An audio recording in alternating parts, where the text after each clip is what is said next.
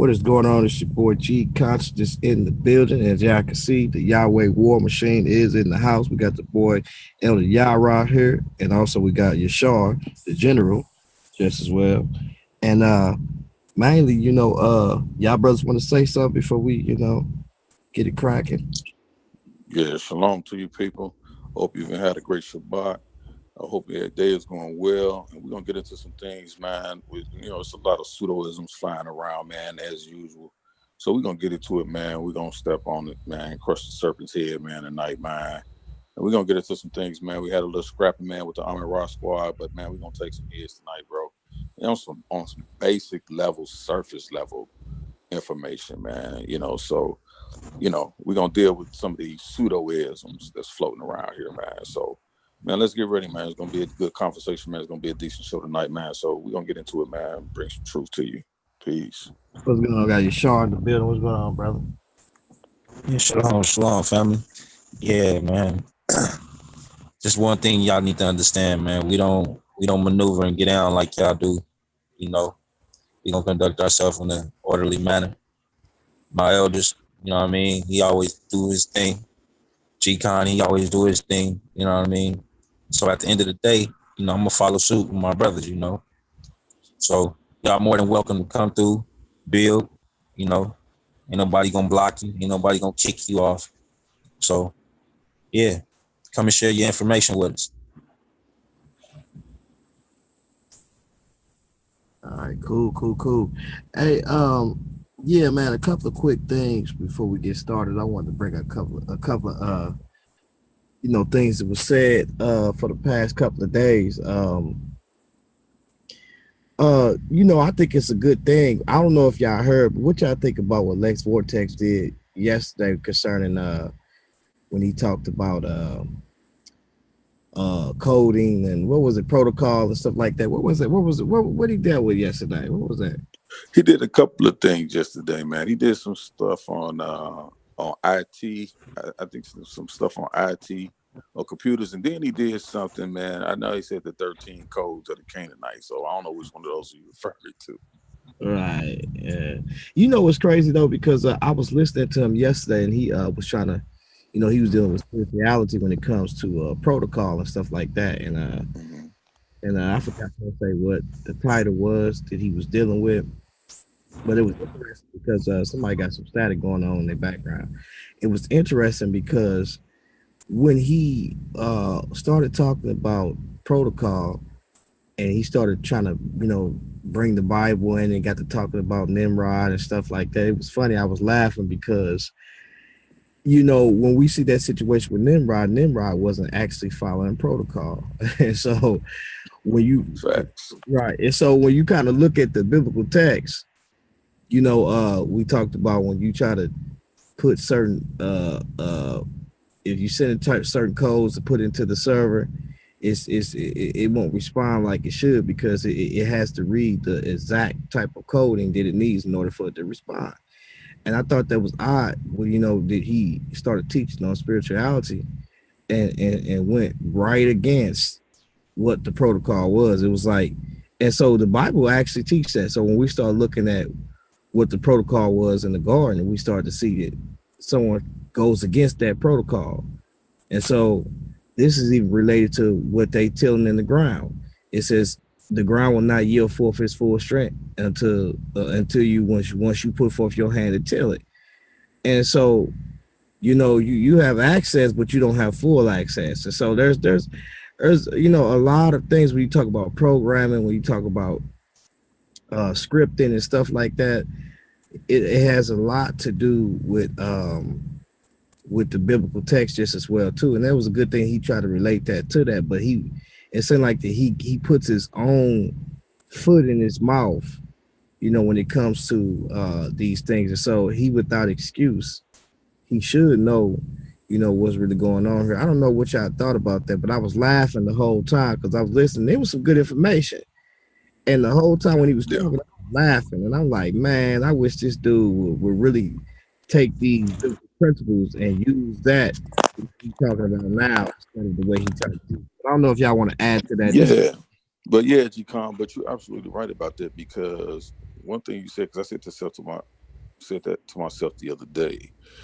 If he actually took to some of the stuff that he knows is right, you see what I'm saying? He would act, what a lot of the stuff that he said would actually be useful. You see what I'm saying? But the funny thing about it is he does take those, but he is using biblical principles and he knows it. He knows it. It's just what he does. So what he does is he knows what the truth of the scripture is saying is right. I have no doubt about that when it comes to Lex Vortex. He knows it's right. But what he does is that he does what you see what they do in Kemet a lot. Or what they used to do in ancient Kemet. When they go into battle, they'll lose a battle, and then they'll come back and write the hieroglyphs and say that they won. You see what I'm saying? They'll pull a battle of Kadesh on us. You know what I'm saying? You just got whooped upside the head. What you ain't doing ain't right. But then you'll come back and you'll try to write a narrative to show like this is the way you should go, when you know that ain't the way you should go. You see what I'm saying? But see, what that does is when somebody is able, or they tries to manipulate the truth that way, and they actually know what the truth is, that's a way to really control people, because it keeps you confused from actually getting to the truth. And then they themselves are the only ones they feel with the actual truth that can actually get you somewhere. And so then they're able to follow people, to trick people into following them. You see what I'm saying? Because even when you talk about Nimrod knew that it was God, that it was the Most High that destroyed his so-called ancestors for their wickedness. He knew that. You see what I'm saying? This is why the scripture tells us he was mighty before the Lord. You see what I'm saying? In other words, he rose up in rebellion against the Most High. And so he knew that the Most High was true and real. But yet, he took the opportunity to not tell the people and say, look, because my people were wicked, my ancestors were wicked, the Most High destroyed them for their wickedness. But he flipped it around and said, look, I'm the victim. We're the victims. And because we're the victims, we're going to build this tower. In other words, we're going to do this thing because we don't want become the victims of the Most High God. But he used that because he had a lust and a thirst to be in control of people, to be in power.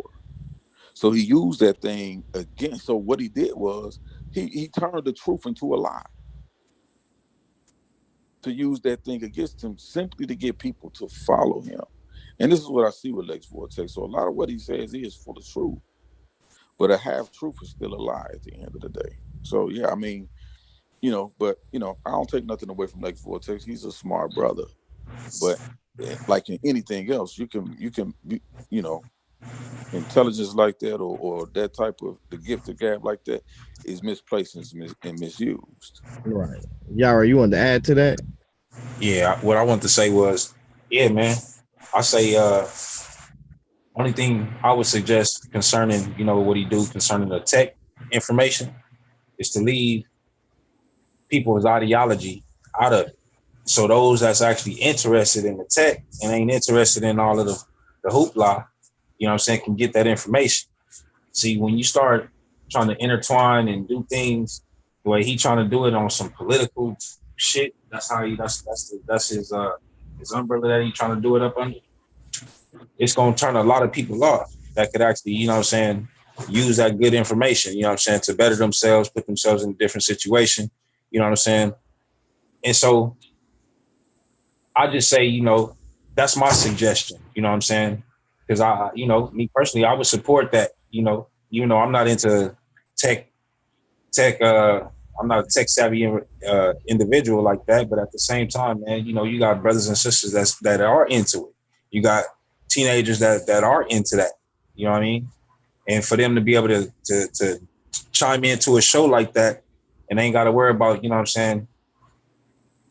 that guy, attacking somebody's, foundation, that's a good thing, man. But, it's a long ways from that, bro. Because if you can't relate if you can't relate the if the programming is not right, the system is not going to work. But that means that if your programming or your connection is faulty with the Most High, how you gonna get a good reading from it? How you gonna get to have a good connection with it? How you gonna get an understanding of it? It's impossible.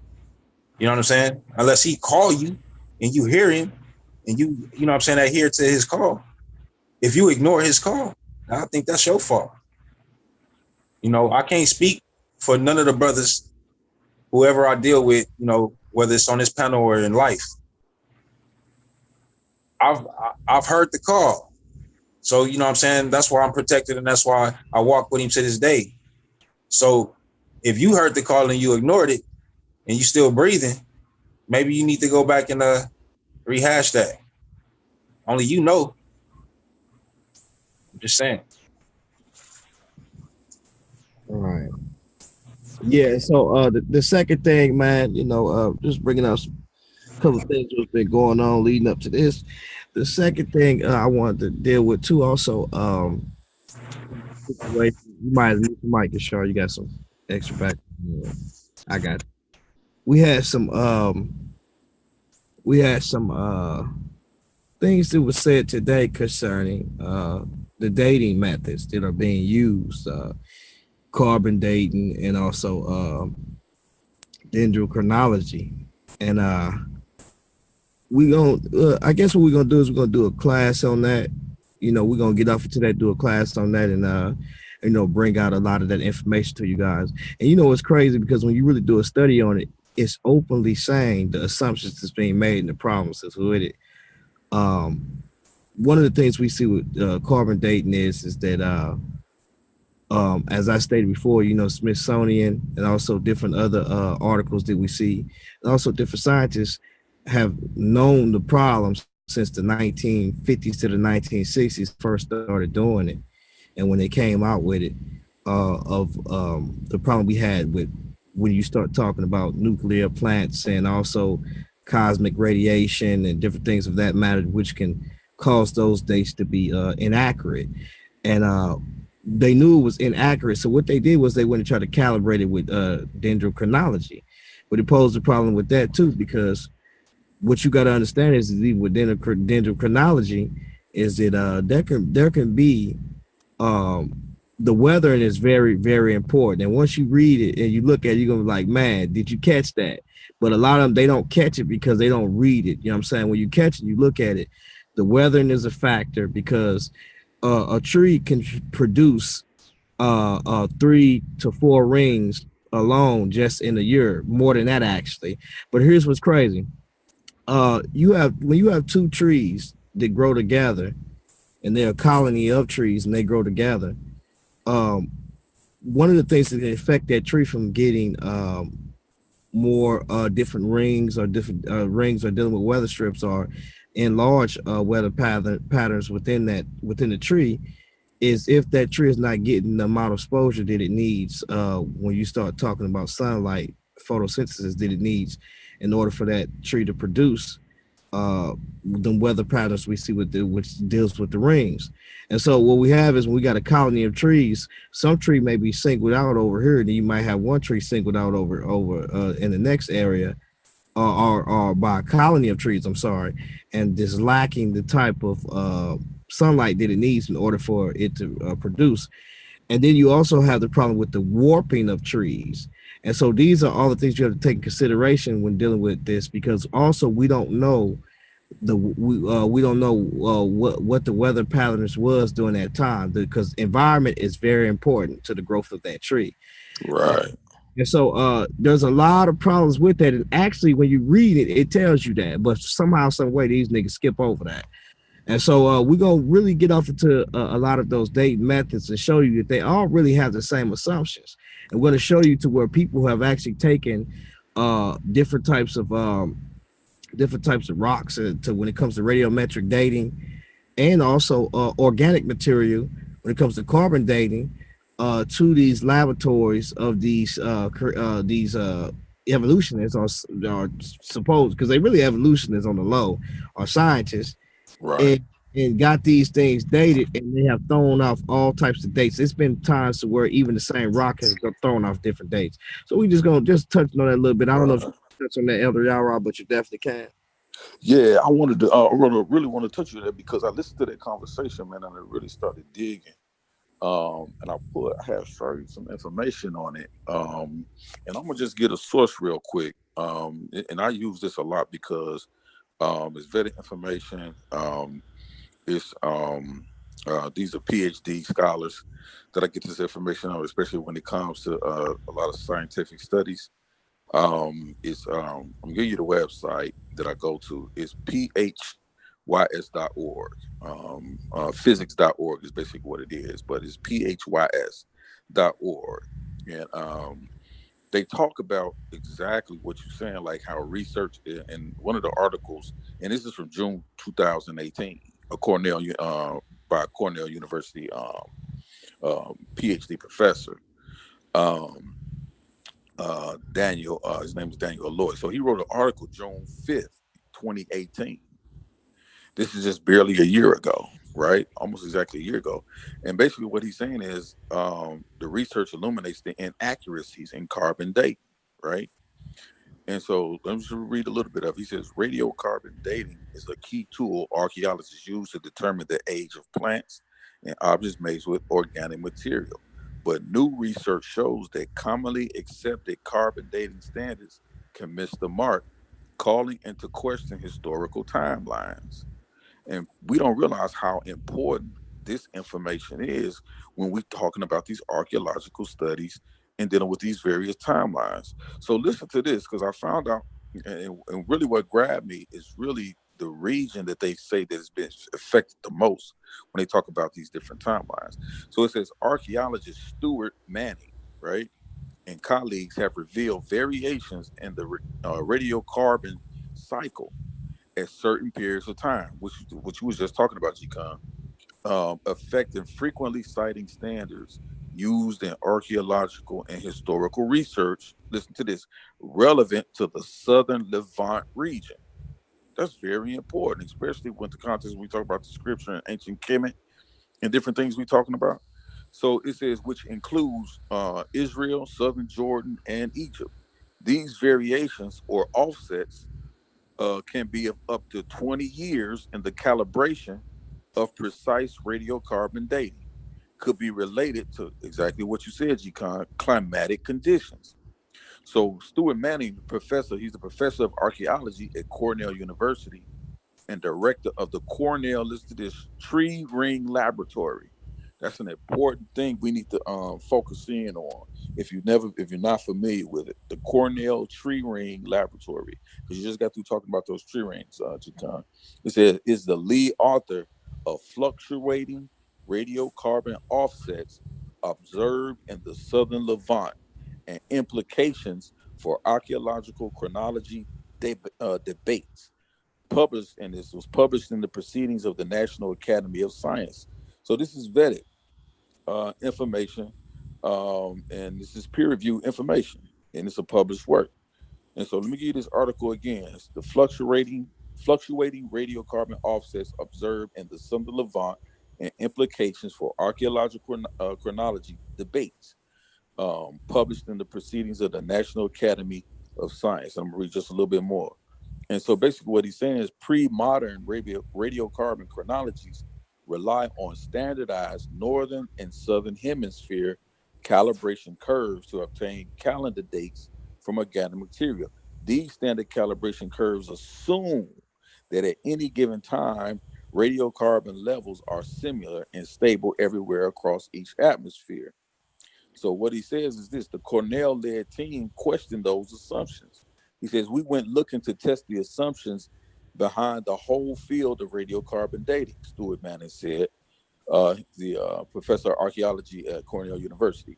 We know from atmospheric measurements over the last 50 years that radiocarbon levels vary through the year. And we also know that plants typically grow at different times in different parts of the northern hemisphere. So we wonder whether the radiocarbon levels relevant to dating organic material might also vary for different areas and whether this might affect archaeological dating. The authors measured a series of carbon-14 ages in southern Jordan tree rings. This is just what you was talking about, G-Con. He says with established calendar dates between, listen to this, 1610 and 1940 AD. They found that the contemporary plant material growing in the southern Levant shows an average offset in radiocarbon dating age of about 19 years compared to current northern hemisphere standard calibrations. Manning noted that scholars working on the early Iron Age and biblical chronology in Jordan and Israel are doing sophisticated projects with radiocarbon age analysis, which argue for very precise findings. This then becomes the timeline of history, where our work indicates that it's arguable their fundamental basis is faulty. They are using a calibration curve that is not accurate for this region. Now, what does that tell you? What does that tell you about carbon-14 dating? Yeah, and then here's another thing too. Remember, carbon dating really came into the picture when you look at it in around 1940 to the 1960s, right? Yep. But check this out. What's crazy about it is this is during the time to where fossil fuel also puts a lot of carbon-14 within your atmosphere. So if there's a lot of carbon-14 within your atmosphere, of course you're going to see that these different ratios that they different. So when you're doing these studies and these checks, you finding all this carbon-14 in there, you thinking that it's old, but it's giving out is giving out this faulty you know a faulty date, you know, and so right. A lot of this stuff needs to be checked on. And so what they try to do is they try to take the dendrochronology and put that with it. But then they didn't tell you that that comes with assumptions too, because one of the things we need, as I kept telling the brothers, is historical data. Historical observation is very important. When a person historically something, then they, you know, that can be seen. You know, then you have to understand to where you don't know, like, you know, these weather patterns. Like most people, they, you know, they talk about the argument about the Sphinx and different stuff like that. What they don't understand about the Sphinx is the Sphinx has water erosion on the back. And also what they don't understand is, I believe it was Herodotus. Herodotus said it was hit by lightning and knocked the little hairpiece off the back in the past. And not only that is, they also documented, it was a guy who was doing archaeology was there. He said that it was a storm in the Sphinx. And he says it was a real bad storm. And he said the Sphinx, a lot of water was running around the back end of the Sphinx.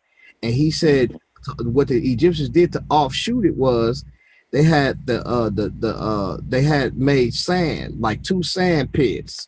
So when the Sphinx would run and offshoot off the on the backside, it wouldn't go all the way to the front. It was just offshoot the backside, and it'd go straight in the sand pits that they made. You can go look this up. They got right there. They got quarry dunes right there, which they use right there with a Sphinx at right there. And so when you read about this, you can tell that during that time, and this is recent, that when it gets stormy in Egypt, that Sphinx that's where the erosion came from, because it's only on the backside, slanting from the backside almost a little bit on that side, and it stops and it runs off. But where it runs off at is into those quarry dunes right there, and they put sand right there. So the Egyptians got smart with it because they couldn't stop it, but it was something that was old there that they didn't want the water to run to, and that was the older mastabas that was in those areas that were ancient grave sites of these, you know, where they you know, what is it? They false doors or Sirach facades was that? Yeah, the facade doors. With their ancient history. So, you know, just with that, you know, when you try to go back and you try to, you know, figure out there's certain things like also these weather patterns or all this crazy stuff, man, it's great assumptions that you have to make. And those great assumptions is real big. These are not little assumptions. Like for instance, No, they're not. when you talk about a closed system, people doing a study on a closed system.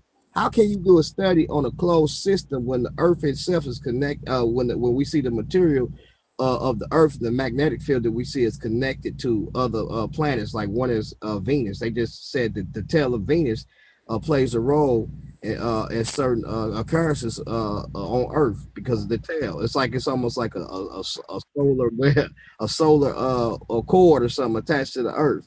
And then you talk about Mm-hmm. the sun, cosmic radiation. Cosmic radiation plays a role. So all of these different things that these brothers is doing, man, they don't take into consideration. They take these scientists, and I'm not saying that I'm not against scientists, but really begin to study that stuff and look at the assumptions because when you look at it, these people also try to educate our people with dumb stuff and also all people with the dumbness. And so you have to look at that stuff, examine it, and look at what these other scientists are saying because they scientists too. A lot of them ain't even creationists. They just say Right. this is faulty. This ain't gonna work. And look at the assumptions. First of all, the initial conditions is very important, and it takes a observable historical observation to understand that. Also, contamination. If you ain't dealing with a closed system, you're gonna get contamination. You can't say that you're not going to get contamination because we see erosion and water and different things that we see when you talk about sediments in general, how they've been laid down. Also, you have to talk about what was the what was it? It's initial condition. What was it contaminated? And there's did the rate did the rate of decay remain consistent? And we see Mm-hmm. that that's not the fact. We see that that's not the case with this situation. That the rate of decay and the ratio was changed plenty of times within this situation. But I just wanted to bring it. I don't know if you want to add to that, but you definitely can, or you sure wanted to add to that. Yeah, I just want to jump in if I'm sure I got something to add, but I just want to jump in real quick because you're absolutely right. I just want to bring out this study one more time so people can really go and really read the stuff and check it out because you make some great points there.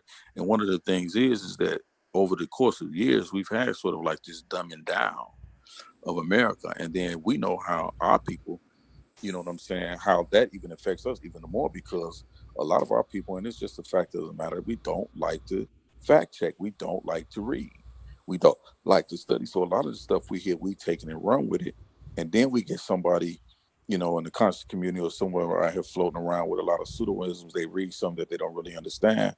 And then they take it and then they push it on and then it becomes truth because it's being repeated and repeated and repeated. So it becomes truth to us in the community. And then when you start looking at these scholars that's actually doing the work and actually been out here in the field, like so now it's like, you know, what we're saying, what you're saying, and how you're looking at information is completely wrong. And so that's what this Professor Stuart Manning is saying here uh, of archaeology here at Cornell University. Um, and basically, what he's saying, and let me just finish another quote. What he said. Um, and when he found like a lot of this carbon 14 dating, you just really it's not it's almost basically what he says. You really need to really almost throw it out the window and really start over again. He said so. Um, he said so. Applying their results to previously published chronologies, and let me just read it again. He said Manning noted that scholars working on the early Iron Age and biblical chronology in Jordan and Israel are doing sophisticated projects with radiocarbon age analysis, which argue for very precise findings. This then becomes the timeline of history, but our work indicates that it's arguable their fundamental basis is faulty. They are using a calibration curve that is not accurate for this region. He says, so applying their results to previously published chronologies, the researchers show how even the relatively small offsets they observe can shift calendar dates, listen to this, by enough to alter ongoing archaeological, historical, and paleoclimate debates. He says there has been much debate for several decades among scholars arguing for different chronologies, sometimes only decades to a century apart, each with major historical implications. And yet these studies may all be inaccurate since they are using the wrong radiocarbon carbon information, says Stuart Manning, professor of archaeology at Cornell University. He says, our work, he added, should prompt a round of revisions and rethinking for the timeline of the archaeology and early history of the Southern Levant through the early biblical period. That's huge. That's huge. Yeah. And people, we don't really understand it. So, we got a lot of people always are like, give us a date, give us these dates, give us the dates. Well, what are we basing them on? And you've been bringing this out, G-Con, too, in dealing with these Egyptian kings, these Kemetic kings lists, these Egyptian kings lists. We got the Abydos kings list, the Karnak kings list. You got the Palermo stone. You got all these various timelines and kings lists, and in chronologies, and none of them agree. Right? And Right. so again, so he talks. So Stuart Manning, again, is his information again is fluctuating radiocarbon offsets observed in the Southern Levant and implications for the archaeological chronology debates. Proceedings of the National Academy of Science, 2018. And I'm gonna drop this information in the back check because people need in the back check. Because people need to really, they need to follow up and study these studies. And this is from 2000. This is just from barely a year ago, June 2018. So this is up to date, relevant information. You see what I'm saying? Peer reviewed and published works. And so, so it's very important, man, that we be fully aware of this of the stuff that's out here and the things that we're using to try to build truth, that people are trying to build truth on, that you really just can't. It's really inaccurate to really look at. So we need to really study a lot of these things, with some understanding. So that's what I wanted to add to that. But that's a great conversation. Right. Yeah. So this bro wanted to bring that kind of out like that. We're gonna really do a detailed study on that and show you to where we know certain things have, like when you talk about radiometric dating, dating igneous rock and stuff like that. Mm-hmm. We're gonna deal with a lot of that because what we see is when you're dealing with this, we know that certain like volcano flows or eruptions took place at a certain time, but then when you do a test on the rock, that that just the topography, do you know that just formed right then and there? It's Right. It's throwing dates like super, like, oh, like, see, this is the problem. And so Right. things they try to sweep up under the table. We got the articles, you know what I'm saying? We ain't gonna play no games with. We got the Right. articles, and it got to the point tonight to where they was getting tricked, when they Yeah. was sending in different types of igneous rocks and stuff like that, samples, and they doing tests on the same rock, and it's putting off different dates. I'm talking about not just by a long by little short stuff, but by a long shot. Yeah. Like centuries, Big man. discrepancies, you know what I'm saying? Yeah. And so Yeah. even with dendrochronology, man, when you start looking at the assumptions, you be like, man, it ain't no way possible these people could tell what's going on. So Exactly. historical observation is a science. Yes, it And is. and then when you start even looking at, we start talking about dinosaurs and being amongst man, they say dinosaurs wasn't amongst man. But we got the ancient people, our ancestors, they actually drawing dinosaurs on cave art. Right. And so Exactly. we can't, we had to do a little bit better than what we got going on, man. So we didn't allow these people to educate our kids and Right. this unguided process, a random process of evolutionary process within there, and that's not the case. But I don't want to be long-winded, but I guess we can go and move on to what we was gonna move on to. Let y'all, brother, y'all do what you got to do. But yeah, without further ado, man, we got to get this get it in, man. And I don't know if you brothers want to add or say something to that before we go in or whatever the case. Yeah. Yeah. So I'm cool. I'm good with that, man. I mean, there's definitely some studies we need to get into, man. I'll be, be happy to see that information come out, man, and deal with that, man, in the way that needs to be dealt with truthfully. So I don't know if you're shot. You got anything you want to add while I try to pull up this clip. Let's see if he not in there. Because what I want to do, man, if you don't have nothing to say, man, what I want to do, man, I want to try to share this clip. Let me see if I can. Let me go on with the intro, and then we'll get on. We'll get to the clip. Yeah, absolutely. So.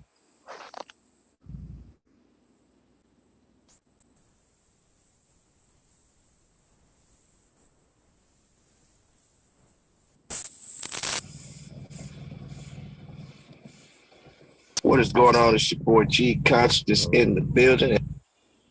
Okay, hold on, y'all. Hold on.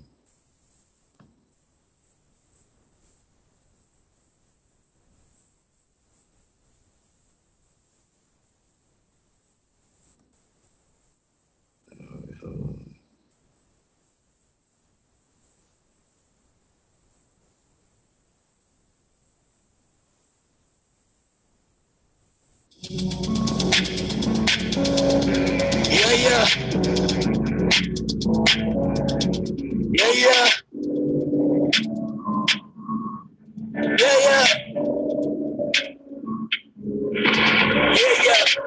Many a call but few are chosen. Yhwh war machine, the trends are roll, moving forward, headed towards every open door. The most high said before. We don't route for influence and blur. We got a real enemy that try to line us up. Weapons of our warfare, not carnal, mighty pulling down strongholds in the side of the world. See, we're living in the world that we're scandalous. But the dead man try to lay a hand on us. The most high downstairs chance with us. Swatted on both sides by the chariot.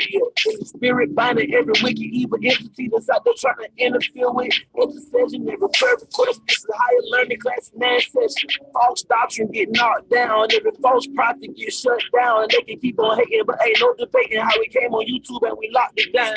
Go to war with these demonic forces on the straight and narrow, no changing courses. So important, watch out for the Trojan horses, watch out for the talking corpses. Elder YARAH, Gideon, Tricon, never say so, you can never get a refund. Each one reach one, we ain't nothing like the mother guy, same old thing, everyday reruns. You shot the 10 in a row, he standing strong. We got Kevin G and who can locked and loaded with the word of God, judgment, they coming closer like Noah's Ark. Minister Howard, the preacher man, the Holy Bible is the teacher man, how to see some sin, how to reach within, underneath the skin, where do we begin? Gotta stand on it. I guess they couldn't handle what the word of God said to us, so they ran from it. You can't escape from the battle scene. In the name of Yhwh, the war machine.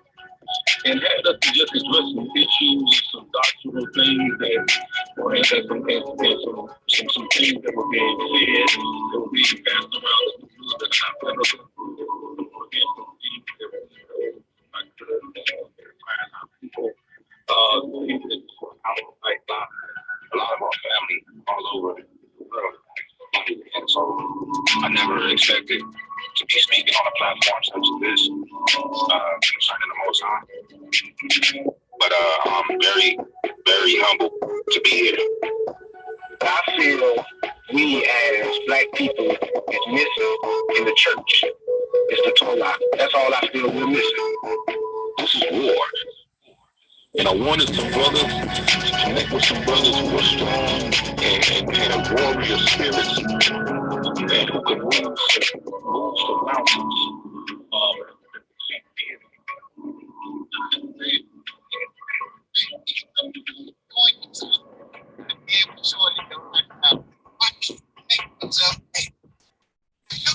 Yourself to somebody and show in their lifestyle what they're speaking about.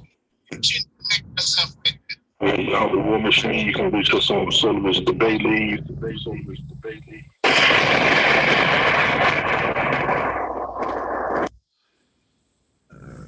Hold on real quick, and then we got also. What's going on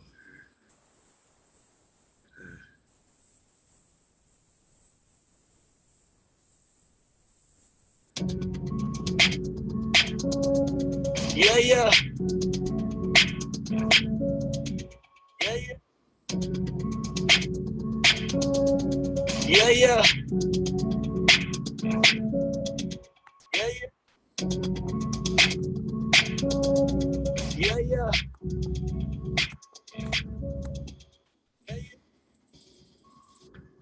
All right, man. So it's on you. YARAH, Elder Yeah, YARAH. appreciate that, G-Con. Man, shout out again, man, to Minister Howell, man, for that intro, man. He really put that thing down. So, man, shout out, man, and prayers to you, brother. So, man, we're gonna have to deal, man, with this Army War Squad, man. You know, YHWH War Machine, man. We got some questions for you, brothers. Man, so I jumped on the panel last night, man, with Rob Rack and Sola and Yashar, I think, and on SVDL Live. And they were basically talking about an exchange that Rob had with from the Ahmed Rock Squad, you know, and they had some things they wanted to get on. So, you know, we was like, well, you know, let's go over there and see if we can ask them brothers some questions, man, and see what it is. And so, you know, I went on and, outside the cube, outside his mind, whatever you want to call himself these days. You know, he's over there, you know, doing what he does best, which is nothing. But we get over there, man. So I'm just trying to build with I think the brother that you see we got in the crosshairs right here, Wudjau, I believe that's his name. Yeah, Wudjau. Yeah, Wudjau. Yeah, real respectful, real respectful brother in his delivery, in his demeanor, I would say. But man, I questioned them about, and I really wasn't attacking them, but I was really questioning about some of the things, a lot of pseudo-idioms that we hear going around in Kemet. A lot of things, you know, I told him, say, hey, you know, we listen to Jabari, you know, over there in the House of Conscience or whatever, and you know, we hear a lot of things that we know that it's just pseudoscience, right?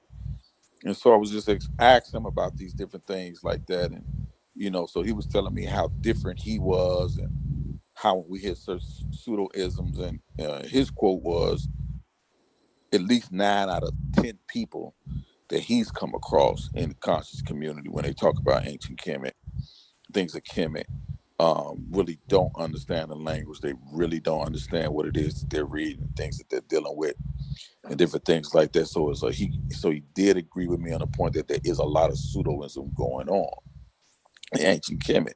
And also did on the flip side, just to be fair, we did say, so it's just like when you know, you hear people read the scriptures when they, you know, they bring out lessons, you know, some of the stuff that they have is just not biblical. It's not biblically based.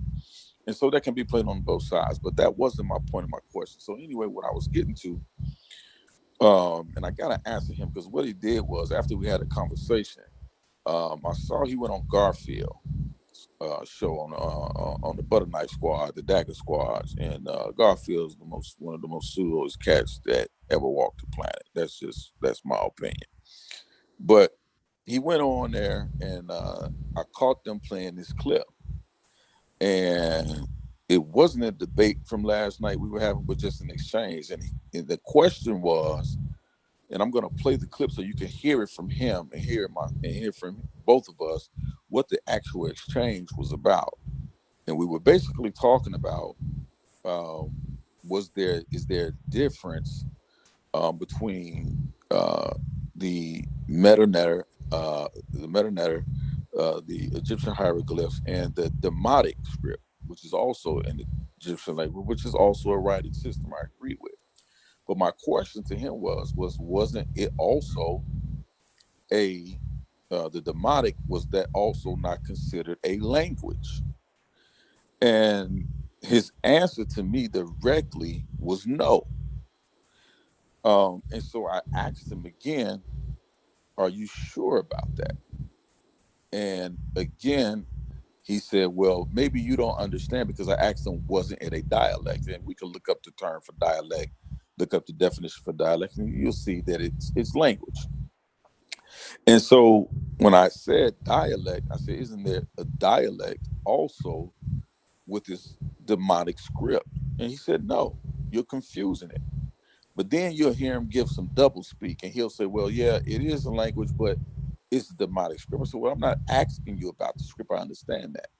But I'm asking you about the language. Was it a language? And the reason for me asking him, was it also a language, is because it's very important to understand that when you speak a language and certain dialects are spoken, that's a very clear indicator to tell the origin of these people, or who you're dealing with in the specific time, people as a culture, as a group, and their understanding, just on based on their phonetics and how they speak and the phonology and different things like that, and even dealing with their morphology in certain terms and certain words and phrases that I use, even though they may be using the Demotic script or they may be using Egyptian hieroglyphs, you still could see that a specific culture will say something in a certain way or a different way. It's just like, for example, if people in New York, right? They'll say something like, maybe car. Somebody down south, they may say car, core, or something like that. And people in Chicago, we say car. So if I'm writing in the Demotic script or the or hieroglyphics, I'm writing according to my dialect as well, according to the language that I speak. So if I write in English, so let's use English for example. If I say this is a Chicago, you hear a lot of people say car instead of car. They'll say car. So you'll see people that are, so if I wrote CA, right, I might understand someone that says, well, that's they're referring to a car, right? Versus someone I hear say car from a different part of the region of the country. I understand that we're talking about the same thing, even though we're not pronouncing it the same, right? And so the reason why this is important, because we see that people from various parts of the world, in various cultures, they may have spoken the Egyptian language, but their dialects may have been starkly different in how they pronounce words. And so this also translated into their writing and how certain things wrote. This is why you see so many variations, even in the hieroglyphs, of the same understanding or thoughts of the same words, because people wrote according to their dialect. And so when I asked this brother, is the Demotic also a dialect? His answer to me again was no. And so I chimed in, well, show this brother the difference between a Demotic script and the Demotic script, that is a writing system, and a language. I'm like, bro, that's not my question. I'm not arguing is it a Demotic script. I'm asking, is it not just a Demotic script, but is it also a Demotic language? And so I want to get in this and just play this clip a little bit. Let me get a chance to bring it up real quick so you can hear the brother for himself. Let me see if I can do this. Let me see if I can bring this up. Share my screen. Yeah, while you doing that, Elder, Yeah, go ahead. I want to touch this real quick. I don't think people really grasp what this about dialects, right? So Yeah. let me give you a little information on the Egyptian spoken language. Right. It reads Wikipedia. And it reads the Egyptian language, Middle Egyptian pronunciation, Ra Na Kumat, was spoken in ancient Egypt and was a branch of the Afro-Asiatic language. That's very important to understand, because they try and dismiss the fact that they did speak a dialect of language, which is what they call Afro-Asiatic language. And that goes back to understand how a lot of the pharaohs in the ancient time were not of the Kemetic stock. They were actually of the Shemitic stock. So this is why you see a lot of different dialects in our Afro-Asiatic language, not the Kemetic language, aka African language, but you see it in the Afro-Asiatic. And that's only because of those who rule. So I just wanted to bring that out before the other go ahead and do it. Yeah, absolutely. Absolutely. So I think I got this clip ready. Let me see. And then y'all brothers let me know if y'all can actually hear it.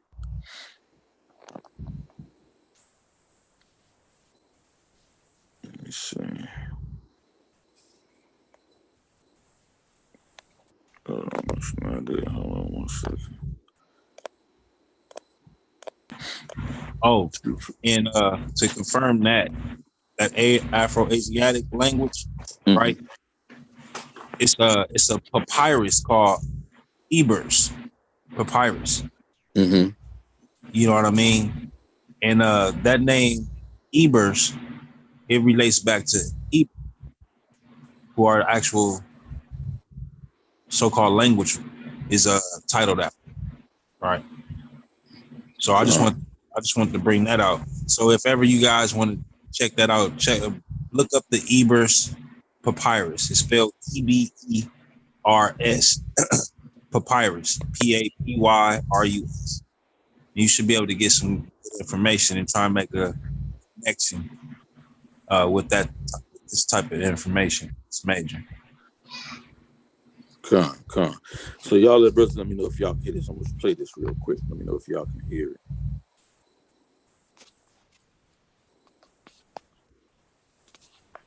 Can y'all hear that? I don't hear nothing. Hold on one second. Hold on one second. I think I gotta try to share my screen. Oh, let me share this thing. Hold on real quick. Are you trying to do this off your phone? Yeah, I was trying to share it, yeah. No, it ain't gonna work off your phone if you're doing it like that. It ain't gonna play the same. Okay. Well, I was wondering if you think you can find the video clip. I mean, to find the show. It's from Black Atheists on Fire from last night. Yeah. All right, hold on. Let's see. And it's on Garfield's channel. No, it's on. It's called Black Atheists on Fire. That's Oxnam channel. Yeah.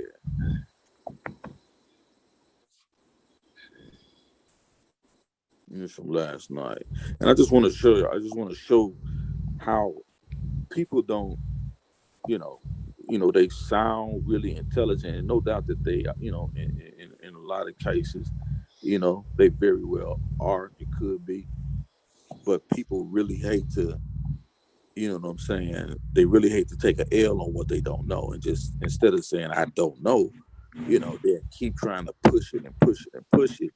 And I'm like, this ain't even a debate, because if it was a debate, he would have been smashed, and then we got silly dudes like. Oh, that's right.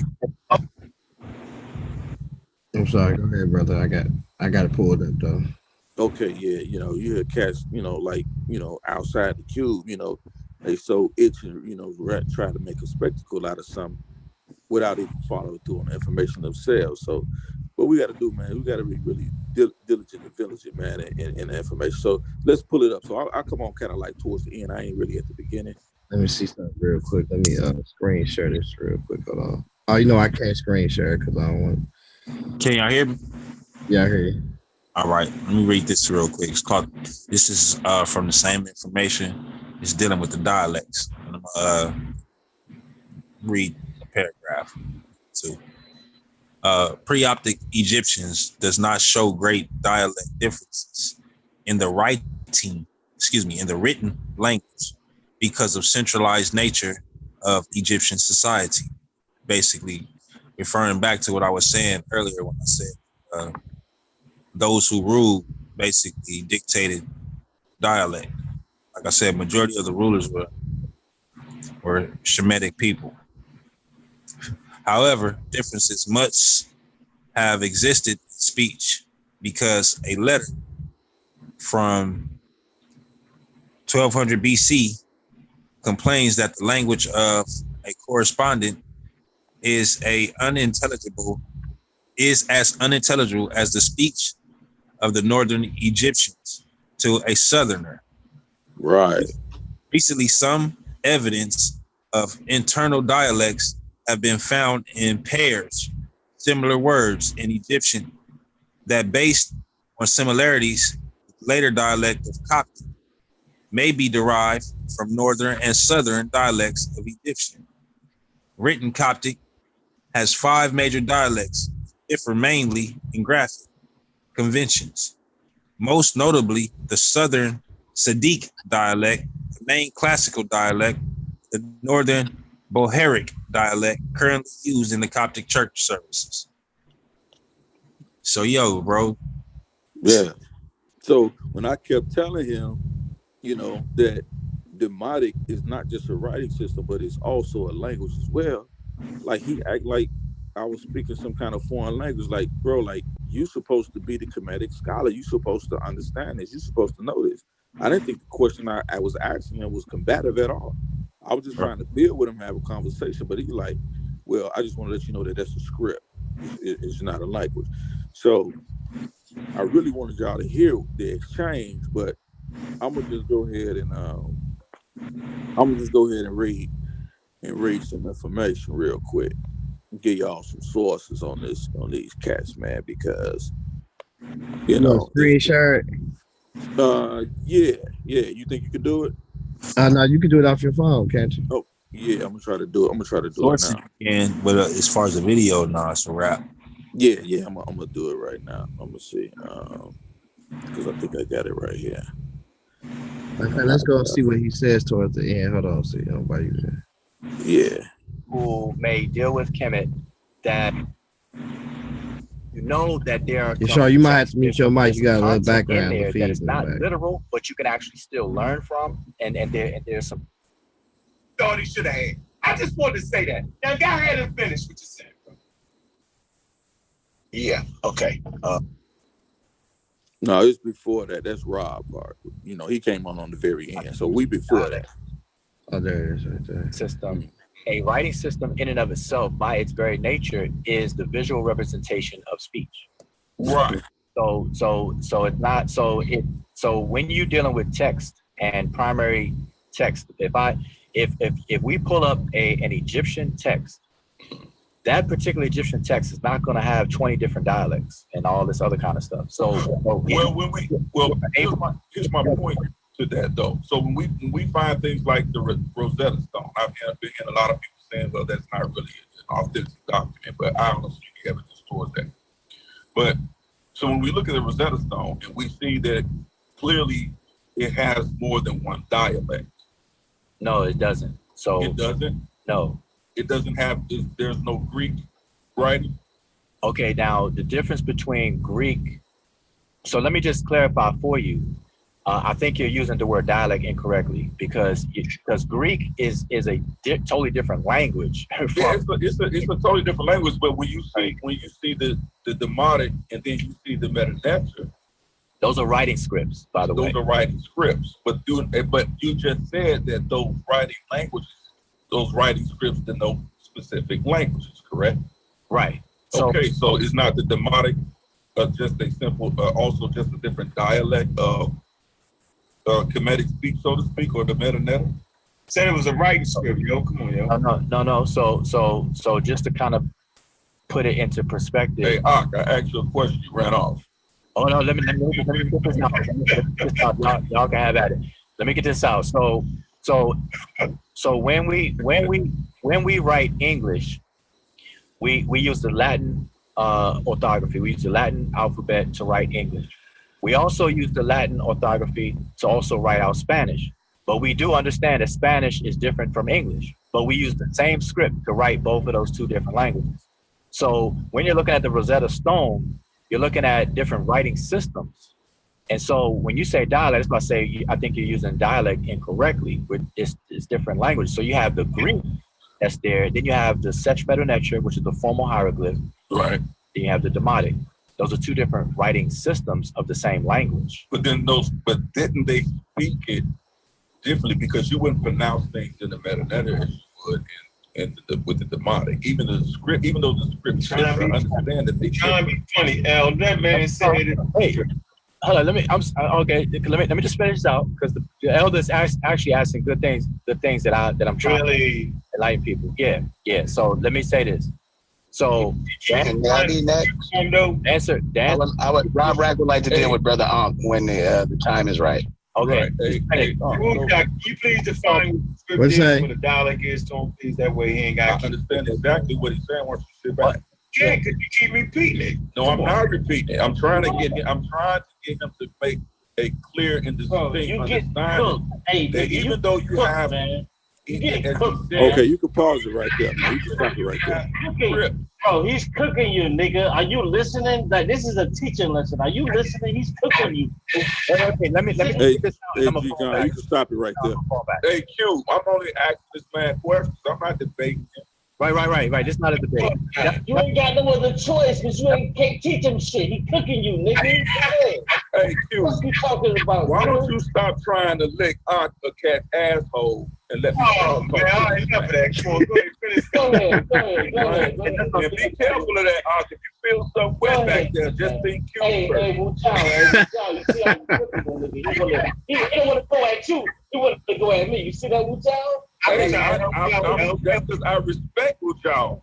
Okay, let me just finish and I'm gonna fall back. So this. Please explain the difference. Okay. Finish cooking that nigga. Okay, I'm gonna say this and then I'm gonna fall back. So this is for clarification. I believe you're using the word dialect incorrectly, which is cool. But I want to say this, that the Egyptian language is called Rani Kemet. And so when you say Medu Neter, you're actually shortening Sesh Medu Neter, which is the hieroglyphic writing script. So, right. So there's 3 different scripts that were used to write the same language. So we have what scholars call hieratic script, and you have Sesh Medu Neter, both 2 different scripts or different styles of writing the same language that was actually spoken. So when you say what you're saying, you make it confusing by saying different dialects when it's not. So I just want to make that clear. Hold on, Wudjau. Hey brother, can you write in cursive? Can you write in cursive? Can I write in cursive? Yeah, can you write? Yeah, I know which one. I know which one is the modern script is written in cursive. No, I'm asking you. Can you write English in cursive? Yeah, can you speak in cursive? Hold on, just answer the question. Hey, I asked you a question, man. You ran off. He's playing game. Yeah, I asked you though. Yeah, but I mean, what do you think? Hold on. Can you also what are you talking about? Hold on. Can you print in English? You said what? So can you print? Yeah, I can print. Right. So you get it? So that's not 2 different dialects. But that's not what I'm saying. That's not what I'm saying. That's not what I'm asking, because we know. Listen, what we know is regardless of whether or not. All I was trying to do is just show you something. But listen, what I'm saying, that's not the question I'm asking, bro. Because what I'm saying, go ahead, ask me. He right there. Is that we know everybody in the Kemetic culture didn't use the Medu. They didn't use it. The kids today don't write in cursive no more, neither, bro. Listen, man. Why you asking Unc and the nigga that's giving you the lesson is because he's the one that's talking to me. Hey, Q. Ask the person that's giving you the lesson, nigga. That's what I'm talking to, but he's addressed. Hey, let me ask Uncle a question real quick, yo, before you move me. No. Hey, bro, watch out, nigga. Hey, don't be so gay, man. We just trying to ask questions, bro. I just want to ask a couple of questions, man. I ain't trying to disrupt your show. I just want to ask a couple of questions. Why can booty? Wait. Let me just. I would like to finish talking to Brother Arm. I never feel like everybody's scared to let the champ speak. Go ahead, Wudjau. No, I just want to cap it off with the elder because I don't want to leave it where it's unfinished. So I want to put a period on it. So hopefully I addressed what you're saying, and I understood your question correctly. Yeah, because if I didn't, right, because we know that certain Medu Neter was only. Well, y'all keep moving that, man. Was only spoken by a certain class in Kemet. Am I correct? No, you're incorrect. And okay, so everyone spoke the Medu Neter. Everyone understood it. Okay, so that just and I hope you're hearing me when I. So again, when you say I understand what you're saying about the script and writing, but you don't understand because you won't shut the fuck up, nigga. Shut up and let him give it to you. Hey Q, when I catch you, man, I'm gonna drop you up and get you back to the gay God you worship. You don't know, nigga. Let him tell you, silly nigga. He's trying to tell you. You don't know what the fuck You talking homosexual. Q, let him build. Let Wudjau answer. Q, we got it. My bad. See, the niggas calling me gay now. But go ahead. Nigga, Go ahead. you are. Hey, Wudjau, don't forget. Hey, Q, come on, man. Come on, y'all. Enough of that, yo. Before you get booed out, you're doing too much. This nigga get hyped up. He get beat up so much he wants to come on. Man, none of that homosexual slurs around here, yo. Stop that. Then why you got him on your panel then? It's too late for that, huh? Just relax, yo. Come on, go ahead, Wudjau. Okay, so I'm trying to get some standard, terminology so you could be familiar with it. When you say meta nature, I know a lot of people are used to saying meta nature. Meta nature is a writing script. Mm-hmm. The language was called Ronnie Kemet. So there's a difference between language and writing system. Okay, so when you say everybody didn't deal with meta nature, everybody spoke and communicated. People weren't walking around not being able to talk to one another. Right, that's not the point that I'm making. What I'm saying is I'm asking questions, was there certain classes of people who are only allowed to read those symbols? No, that's not the case. So you're saying the entire people in Kemet, they were all educated in the same way, in the same manner. Okay, now you're saying two different things. You said allowed. So the writing system was everywhere, visible to everybody to see. It was on the outside of temple walls. It was on stelae. It was on things that people could see all day, every day. Mm-hmm. Now whether people knew the craft of writing it or carving it and reading it is a different story. But you have to be able to read it in order to understand. Nah, I can talk. Like I don't have to. There's a lot of people who speak English but can't read or write. Cooking them. So when someone says it's important to understand the language. I can't read all the time, but I can speak English, yo. So what I'm saying is, is it really that important to really understand or really be able to be fluent in a language or somebody can just speak it for you? You see what I'm saying? No, okay, I hear you, but let me answer it. It's very important in our case because Egypt is an ancient culture that's no longer alive.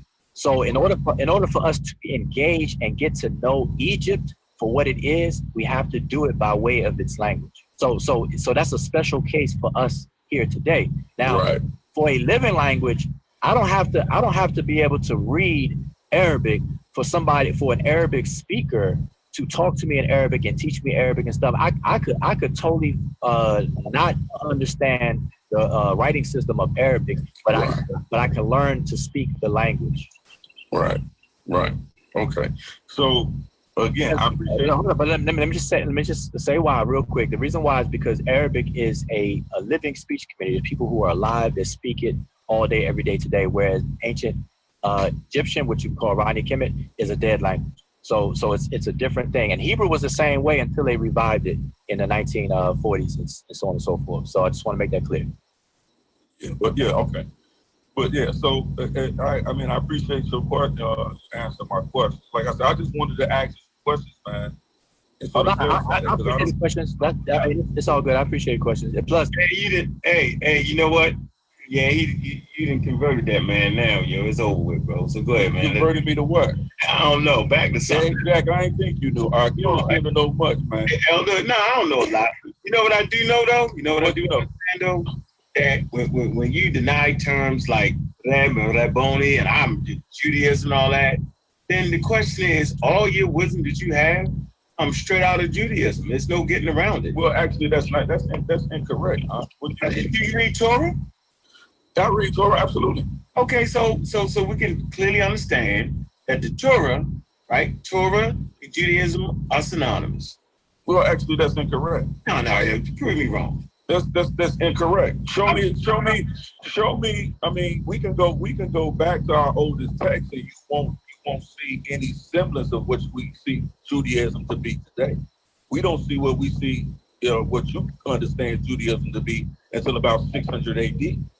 But we can go back further in the text, and we don't see any semblance of that, because a lot of those things were infused with a lot of racial connotations and different things that didn't apply to our people. In the Torah? In the Torah. So you saying because what you see in Judaism today? Hold on, what you see in Judaism today? I'm talking about the Torah. I'm strictly talking about the Torah. And I'm talking about the Torah. I'm talking what about you see in Judaism today? Do you understand the difference between the Torah and the Talmud? I'm talking about the Torah. I know. So do you understand the difference between the Torah and the Talmud? I'm talking about the Torah. I'm talking about the Torah. So what are we talking about right now? We're not talking about the Talmud. When you understand the Torah, you don't see the semblance of what you understand Judaism to be. Is what I'm telling you. All right, you get that concept from Talmudic writing. Hold on, let me get this straight. So are you saying that when the sun goes down on Friday, okay, all right, and then on Sunday, not Sunday, but Monday, you know what I'm saying? You know what I mean? When they hit Shabbat, that's not a Torah concept? That's a Torah concept, yes. So, do not the Jews follow that? Well, Jews, see, here's the problem. You can follow that, but that doesn't mean that they're the creators of that. And we know that the Jews, they're not the originators of that, because we see that. Listen, bro, listen to what I'm telling you. Listen, we see the veneration. Listen, bro, we see the veneration of people following the face of the moon in many ancient Near Eastern cultures. Before you had what you can consider what a Jew was. So who wrote the Torah? You understand what I'm saying? Who wrote the Torah? Various authors wrote the Torah. What were they? People of ancient Israel. Now, who was in people of ancient Judah? Who was in ancient Israel? Who in ancient Israel? Israelites. Interesting. And who are the Israelites? Not Jews. Judah. Not Jews. Not Judah? No, not Jews. No. Man, do you know that Jews is an ancient term, or you just gonna be having fun? Listen. When you say Jews is an ancient term, You trying to conflate things that you're not really understanding. To say Jew, to say Jew is just like saying Chinese. I mean, you could be. I mean, that's just like saying you from China. That's only a geographical term. So you didn't realize that Judah and Jews and all this ancient terms? No, bro. Listen, when you saying Jews when you saying Jews, anybody can be a Jew. You can be converted to Judaism. We're not talking about conversion. We're not talking about that. You can decide. You can go find a rabbi. Hold on, bro. You can go find you a rabbi today, and he would allow you to convert and consider. And you could call yourself a Jew. So that's not what happened to you? No. Okay, you know what? Move on to the next person. No. So this is what I'm saying about. Hold on, wait. Okay. Like, it's like you going around trying to call yourself. This is like calling yourself an African. Going to spend another 20 minutes avoiding the champ. Are you saying that you was born with Judaism? You just heard me. I don't ascribe to Judaism.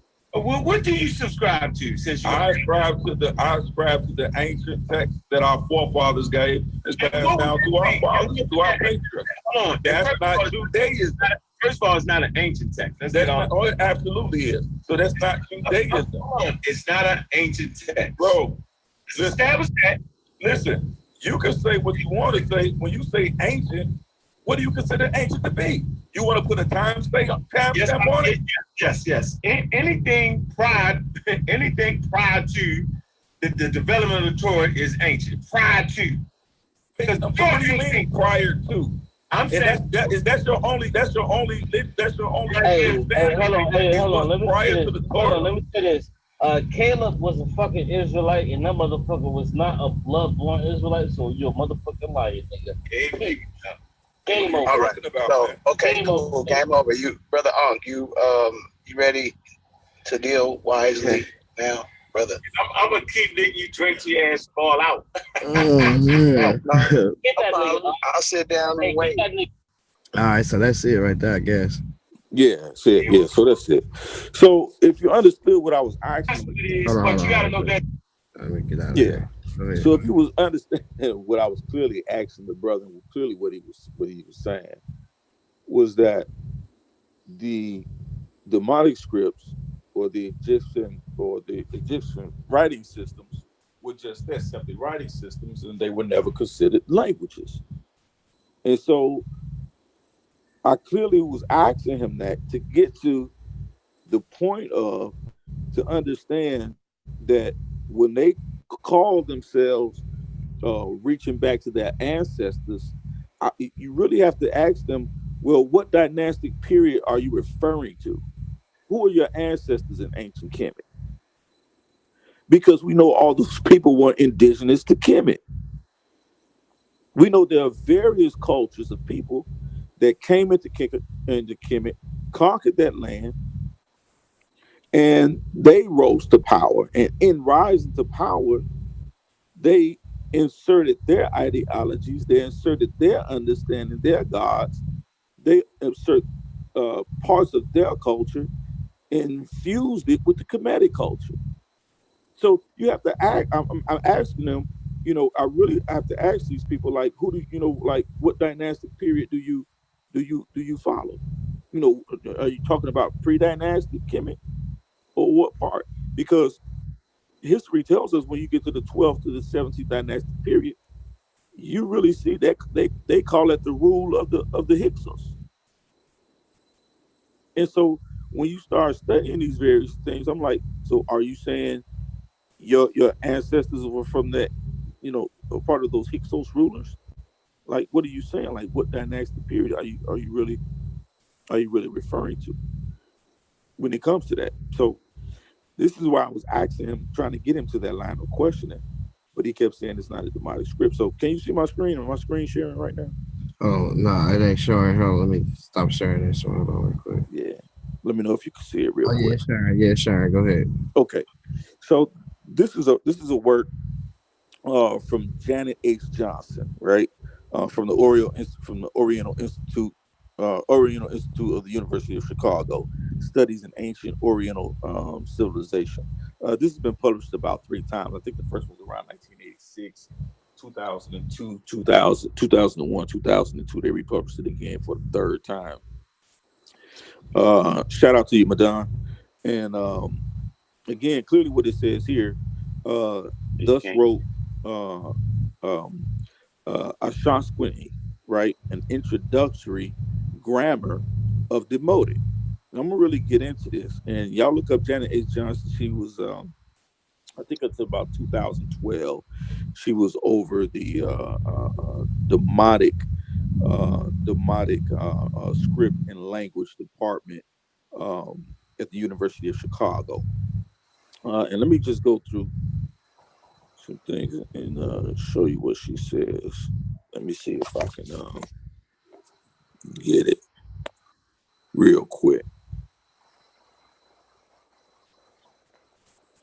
Just get it real quick. And this is what she teaches.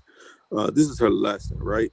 And so you see in the very first section, right, it says lesson number 1. This is Janice H. Johnson, University of Chicago professor, on the language. And listen to what he said. This is what she says clearly right off the bat. Right off the bat.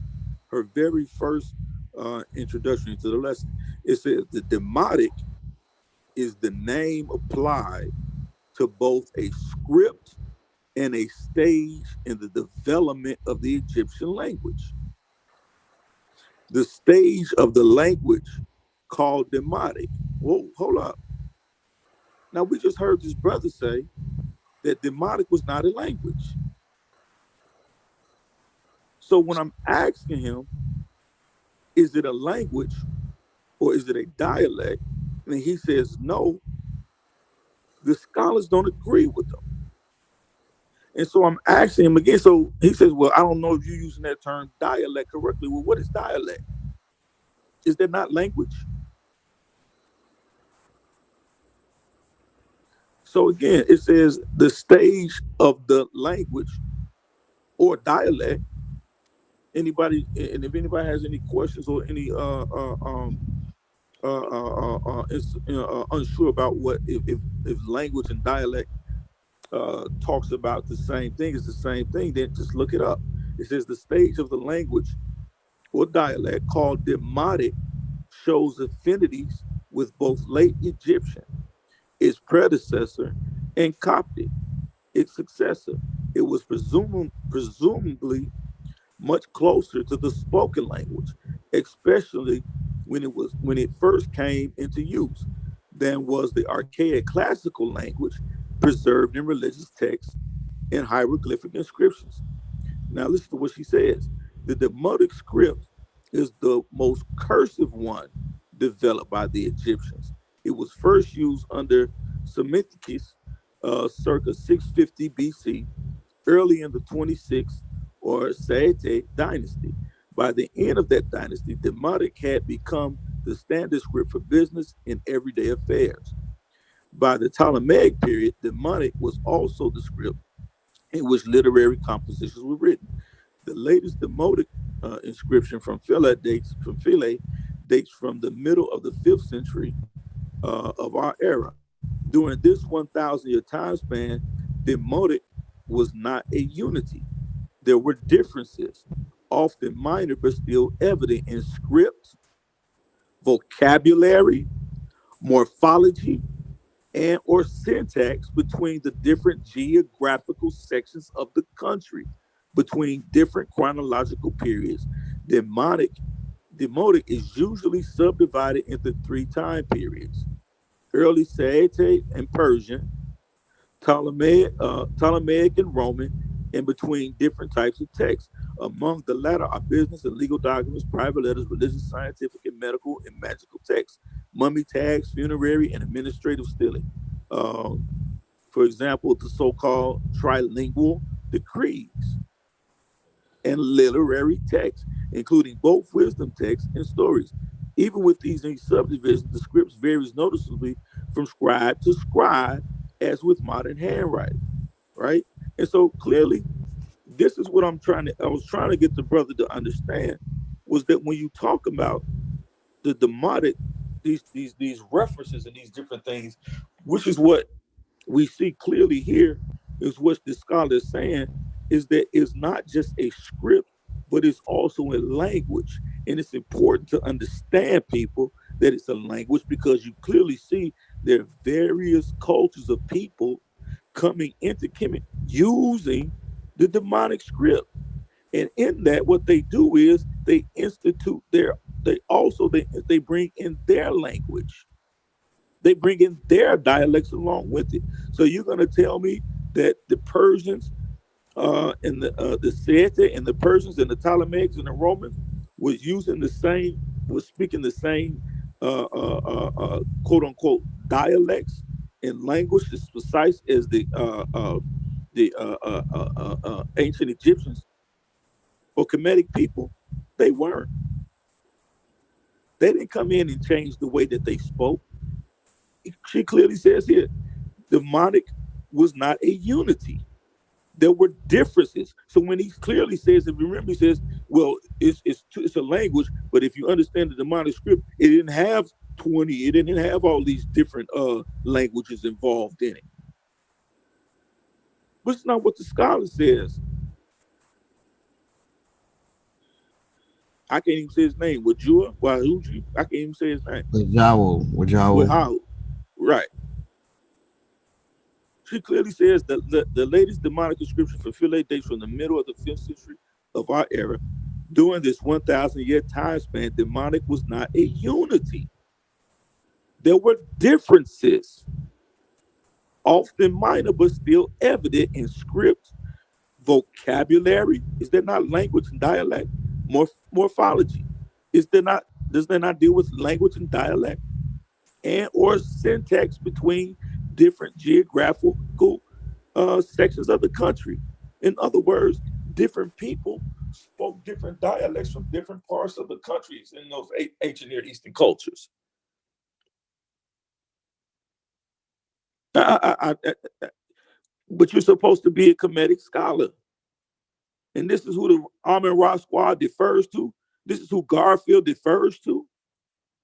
Wudjau. Now, I'm saying there are some things, brother, you may not just have clearly been aware of. But I'm a person, if I don't know something, I won't speak on it. If I don't feel I have a strong enough knowledge based on something, I don't get in the conversation. Or I simply just say, you know what? I don't know. And I'll get back to you. But to say, brother, as we clearly heard from your mouth from last evening, when you said that demonic was not a language, you're clearly incorrect. And I actually provide any evidence that shows that it wasn't a language, because clearly we see that it was a language. We clearly see that it was a dialect. It was a dialect, as well as a script, a writing system. That's all I'm saying. And so for you to go on Garfield, the cat, and try to bring this out as if you taught an Israelite something, you taught a Hebrew brother something, like you was really schooling this, brother. You got a long way to go, because this is basic information. And when I asked you earlier about all of the pseudoisms and the pseudoscience that goes on in the comedic, in the conscious community, and you tried to set yourself above that and say, well, brother, that's not me, and that's why you're here to correct that. This information right here, what I just read, brother, and in correcting you, shows you that you're not above them.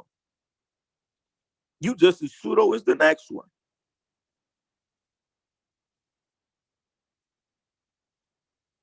So again, I just simply came to the show, brother, because I really hadn't had a real conversation with you, and I really just wanted to build on some things. But you tried to take an opportunity to speak on something that you felt like you can pass off your pseudoscience. I simply asked you the question regarding this, brother, because I already knew the answer. I already know what the scholars say, that is both a demotic script in ancient Kemet was being used, as well as a demotic was also a language. So when I say, what about the dialects and the different dialects, the scholars agree with me, brother. The scholars agree with me, brother. And I challenge you, come find out. Come talk to me. Because I'm calling out the Amin Ra squad with this, man. Because y'all, if this is y'all shooter, he missed the mark.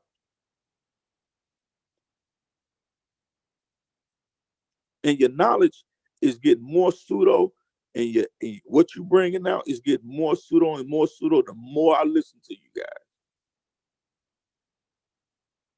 The more I listen to you, you get more pseudo and pseudo by the day.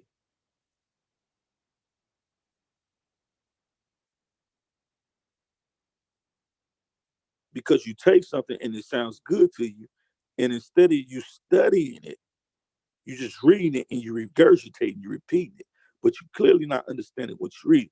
Do I understand? Do I know how to read the metadata hieroglyphs? I'm not fluent in it, but I can get any source material that you learn from and break it down.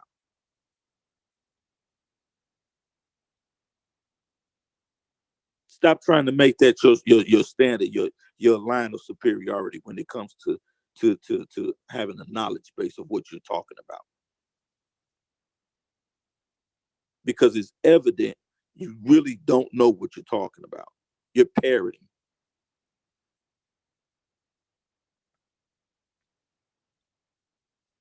You're parroting. I'm just going to read the second section of this.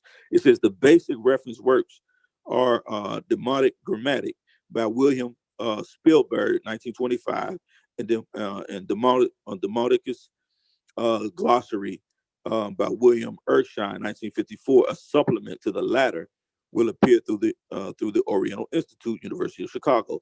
These lessons are introduction to demonic, including basic knowledge, listen, of demonic grammar. What is grammar? Does that not denote language? Does that not denote a dialect? Wudjau?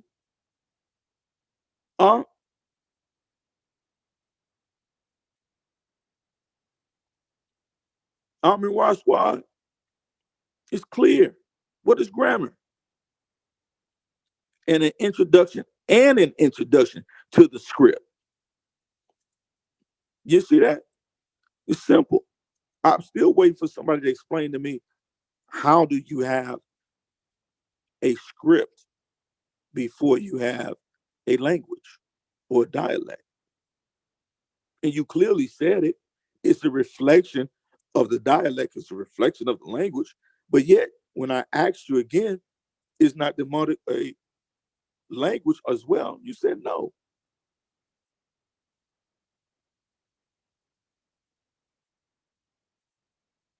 It says, so she says, so these lessons are introduction to demonic, including basic knowledge of demonic grammar and an introduction to the script. They are based on the Ptolemaic period manuscript of the instructions of Anshansky P at the British Museum, 10508. That's where you can find that. Published by S.R.K. Glanville in 1955, because the script is fairly clear and legible, and because the text involves both straight historical narrative passages and literary passages. For example, the collection of aphorisms constituting the actual instructions. The grammatical summary presented here is limited to the basic elements. Minor details and exceptions are ignored. So you clearly see that the argument that you posed last night, brother, you sounded really intelligent in your delivery. And I don't take away that you are an intelligent brother, but you need to study a little bit deeper. So this is a warning shot from the Yahweh War Machine.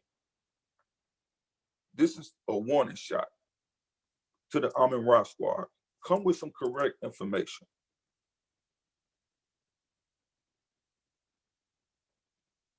Come with some correct information, because what you gave last night, and I was willing to let that pass, just, whatever it is, but then you tried to take it as if you one up somebody, as if you one up me, and then you ran over there to Garfield as if to be this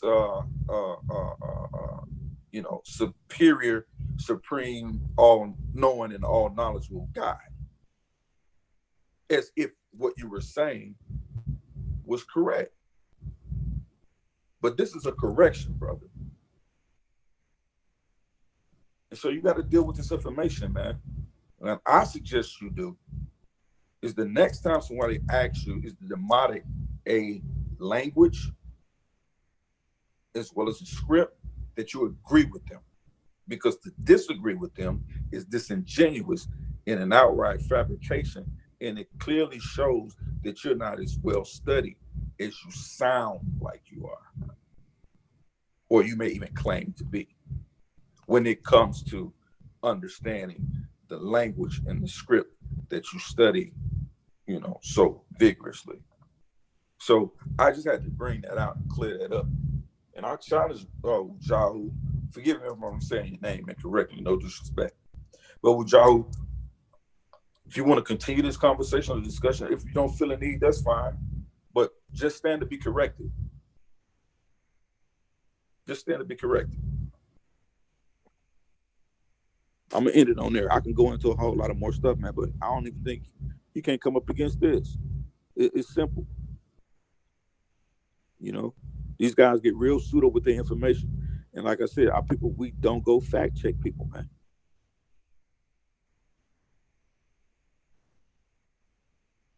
It's a whole lot of stuff y'all talking about. Chris Harris, you too, man. You got a whole lot of stuff out here, man, that you pushing and you teaching with this newfound comedic science that you teaching.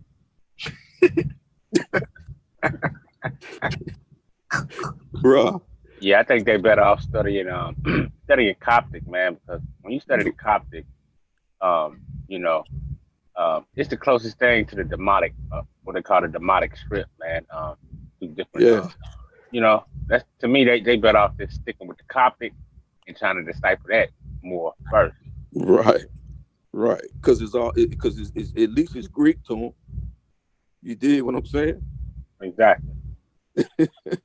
But you know what I'm saying? So, and then listen, I get, Sheikh Anthony Job,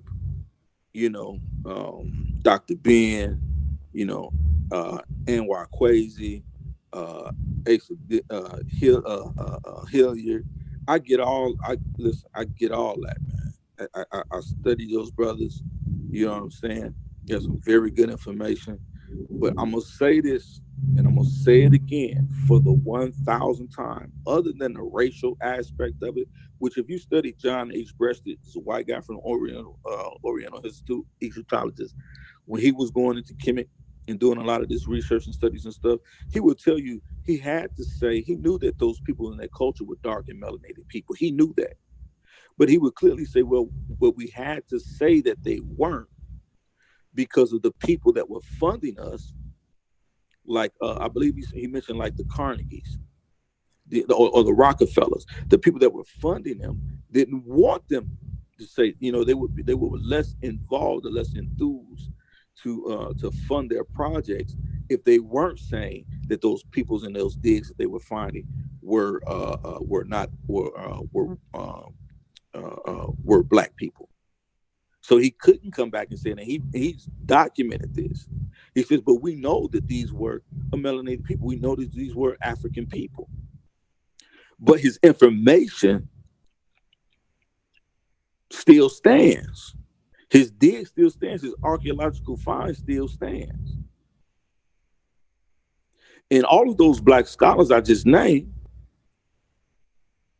there's very few of them that refute any of his information or any of Budge's information or Gerald Massey's information. These white scholars, very few of them refute what these white scholars was bringing out. Very few of them. Y'all still riding off Champollion's work. I don't care how many Arabs y'all claim y'all find in the desert. It does not go against the works of Champollion. So y'all keep trying to infuse this, like what y'all, the stuff that y'all talking about ain't the same stuff the white folks was talking about.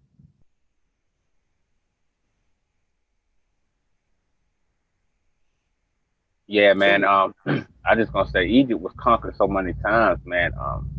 That's why they writing in language systems in advance, like the Phoenicians. You know, exactly. The Phoenicians. That's why we still go by their alphabet system to this day.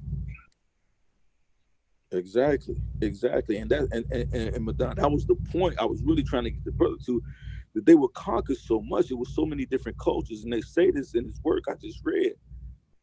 From the Saadites to the Persians, Ptolemaic period to the Romans, these people were conquered so much. A lot of that culture, no culture comes in and takes over and rises to power in another culture, and there's no acculturation that occurs, or they don't infuse their ideologies and their beliefs. Because we know at one point, ancient Kemet was pretty much a monotheistic society. They believed in Ptah as the Father God, as the one true God, and all of the various netters were just attributes of him. But when you get to the Memphite, by the time you get to the Memphite theology, you start to see differences in veneration of these deities. You see what I'm saying? And so then this is where you see these dual pantheons, systems of how they're worshiping these various deities are occurring.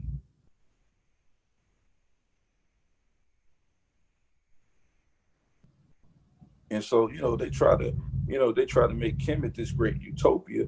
There is something to be said about our people in that land and the history that they provided and the things that they did. But we got to understand what it is. This over romanticizing of Kemet has led to a sort of, listen, it's almost a retarded knowledge base. Because just like any other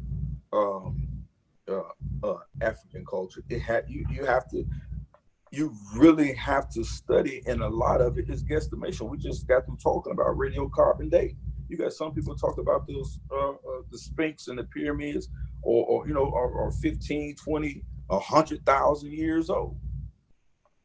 Based on what? Radiocarbon dating. So we got to look at these things, and I'm not taking away from any technological advances that we know that our people put forth, but let's not over romanticize something, man, and try to make it like, you know what I'm saying, like it's something that it's just not, you know. Yeah, and like it's real difficult, man, because you got to know when to speak from the back of your throat or speak from the forefront of your mouth or speak from the stomach with that language, man. That shit is confusing, man. Right. You know what I'm saying? And I tell people all the time, look, I'm African, bro. We all is to say we're not African and our origin is crazy. You know what I'm saying? But when you start asking these brothers and they say, "Oh, I'm from, commit these are our ancestors." Well, from what dynastic period are these your ancestors? Like who? And when? You know? So with that, man, I'm gonna let it go, man. It's coming in up on 1 o'clock hour, man. Well, where I'm at, man, it's getting kind of late. So, but man, I just wanted to put that out there, man. I had to respond to you with Yahoo, man. You know, brother, you tried, and I rolled with you, brother. I took you at your word. You said you wasn't one of those pseudo scholars, but according to my information, that's all you gave me last night, bro. Was a bunch of pseudoisms. So I too much don't really, know about what y'all talking about. I like to get into myself, but from the information that was presented tonight, it seems to me it's looking like the demonic is a language and also a script. All right. So it could be a script language, but as far as Wudjau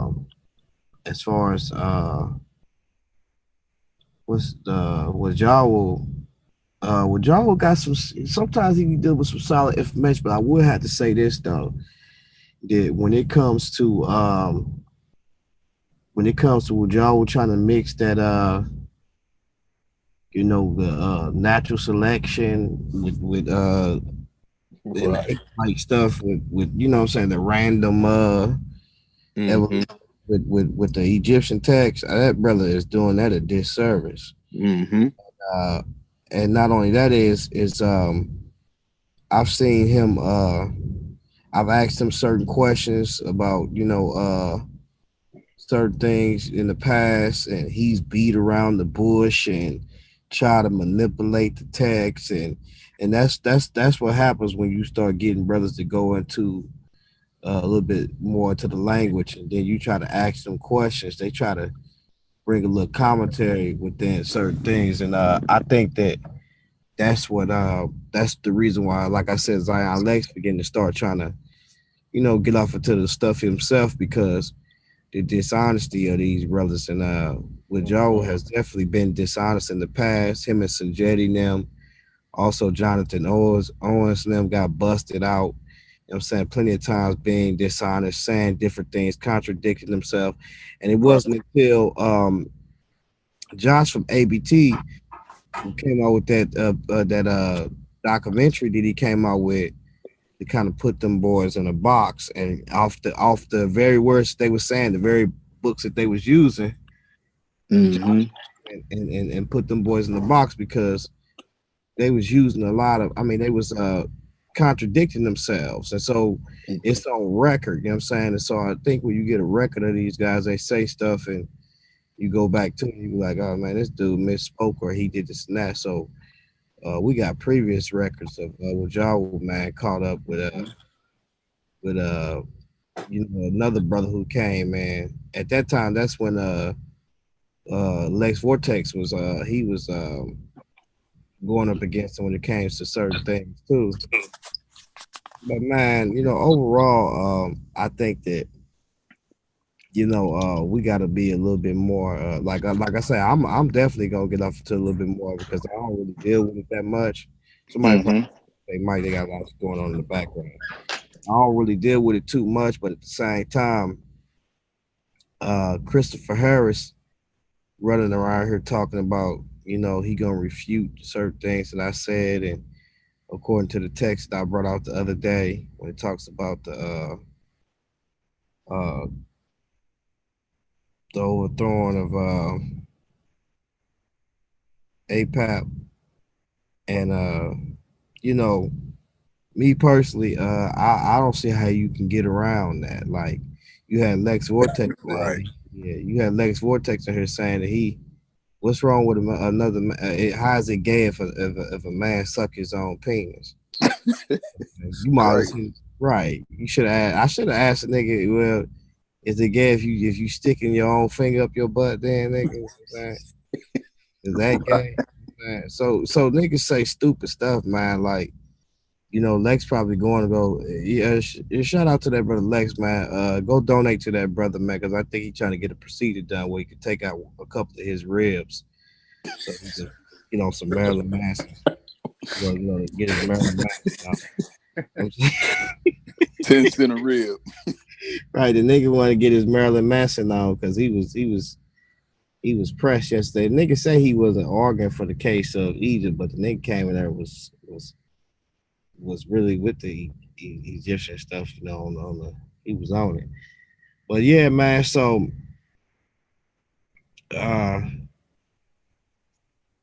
man, a lot of this stuff has to be looked at, and I think that when we come and we begin to start challenging a lot of this information,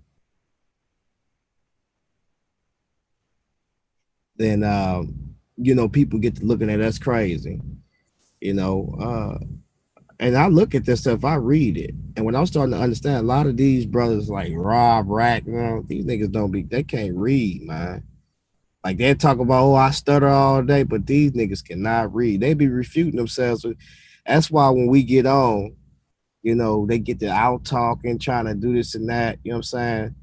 Like I told them today, I don't care how you try to spin it. Whatever you say that the flood date to, if it traced back from Christ to whatever you say 2300, I'm saying that I'm gonna believe the biblical text overall, and it was a flood, regardless of the fact you said it was. I'm gonna question the dates.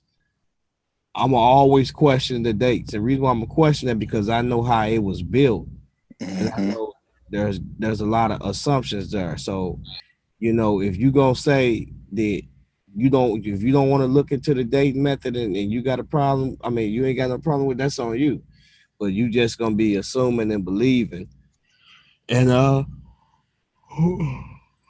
we both gonna be believers because you believe that it didn't, and I believe that it did happen at this time. The problem is within the dates. I think that our chronology and what we have built, our dating is not absolute, and it's not lining up with relatively with other people, and I think it's out of pocket. I think it needs to be sliced down a little bit more. I think it needs to, maybe we can get it within the third millennium, because that's when we start seeing a lot of correlations between these peoples. Like, I'm trying to figure out how you got Sargon and you got this dude Norma being mentioned all the way, in Mesopotamia, and these different things we see being mentioned, and also in India. But these cultures was kind of thriving around the third millennium. I'm saying, so I think it needs to be sized down. To me personally, I think it needs to be sized down. And once it's sized down, then we can see. And I think that L.A. Waddell, even though I know that he talks about the Aryan connection, and how he talks about it from a perspective, I kind of don't like it because it's like it's from a Eurocentric perspective, but at the same time, there's a lot of Aryan symbols within Kemet, and also Africa, Europe, and Asia, and also the Western Hemisphere. So them swastikas, they meant something. Yep. Seems like a lot of these people was using that symbol. And it's not ironic that they use this symbol as an Aryan symbol. Yep. So all of them people, man, when you start dealing with Norman, them elites, them niggas was Aryans. And they was Aryans just as much as everybody who was up in the north, or even the white people and black people, all them people, the global elite, that's your Aryans right there. They all married in, and that's how they connected with each other. Is men would marry in, or you had but see, a lot of the Egyptians, they didn't really give their women up, but then when the Asiatic Egyptians came in, they did give their women up. Yes, they did. And so all of these people are related to each other. These symbols ain't lying. These niggas connected with each other. Yep. No matter how you try to get over it, how you try to shake it, we see that there was different sects of Cushites. It was warned against the Debians, and helping the Hyksos. Yep. So it's a lot of history out there that has to be examined and looked at. We've seen to where the pharaohs was devouring the Cushites. So this war with the Cushites, was a war that was something that was ongoing. We see also the people that we talk about that was in Canaan, which was who was related to the king Ham or Kim, because he was a king and he is the ancestors of those people, whether we like it or not. And his children and all of them, they was builders, and not only was they builders, but they was great hunters. And their ancestors their descendants was hunters just as well.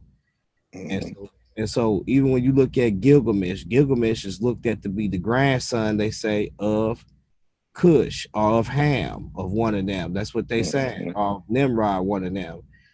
So these people are people that are real people, and their lands are surrounded. The land they was in carries them. Their names is carried on through their lands.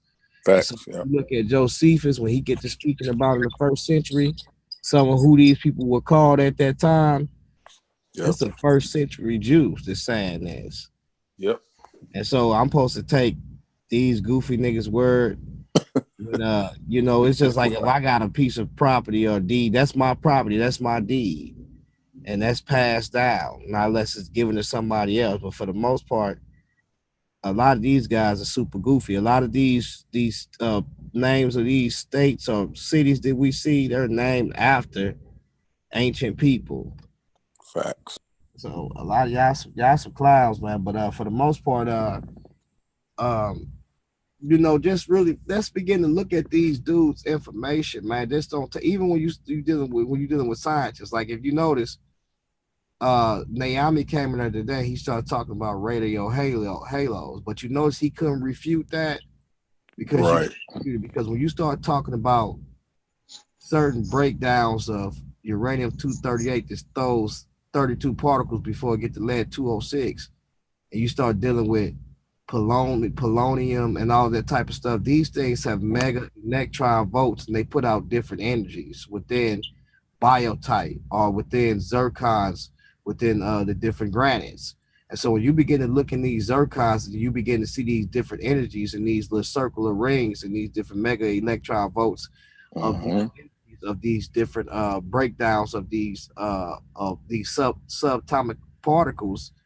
Then what you see is that they leave this residue, and in those things you see that there has to be an increase of the rate of decay, because clearly we see that certain things break down so quick and so fast, but at the same time we still see that there's residue from other subatomic particles that's sitting there too, or of this breaking down process. And so we can't get past it when we look at these rings, that these rings is showing the rate of decay was not constant within these rings. Why? Because we have things that break down from that. And then the another thing too is when we start talking about helium. Don't act like that when you see that these 32 particles are breaking down the lead 206 that or lead 207. You don't see that basically it goes to a process of 8 steps of alpha decays, and within those alpha decays, we see that there are 2 protons, which also receives an electron, which become a helium atom. And when you look at a helium atom, you can measure the leakage rate within those zircons that's in the granite. We can measure that leakage rate.